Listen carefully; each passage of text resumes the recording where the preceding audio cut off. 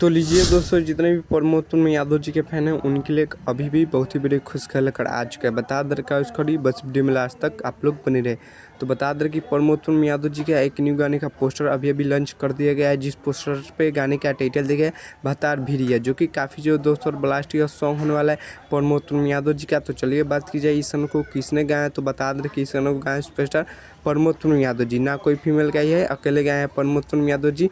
तो चलिए बात कीजिए यह गाना कब रिलीज होगा। तो बता दें कि यह गाना आप सबके बीच में कल ही सुबह रिलीज कर दिया जाएगा 6:30 पे।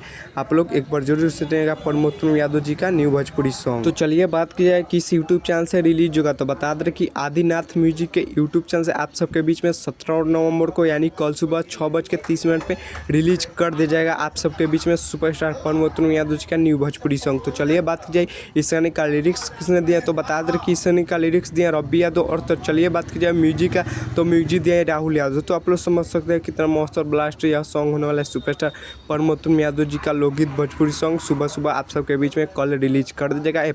एक बार आप लोग जरूर सुनेगा। तो चलिए हमारे चैनल पे नए तो चैनल को सब्सक्राइब कर लीजिएगा और वीडियो को लाइक कर दीजिएगा और वीडियो को शेयर कर दीजिएगा। तब तक के लिए मिलते हैं किसी नेक्स्ट वीडियो में।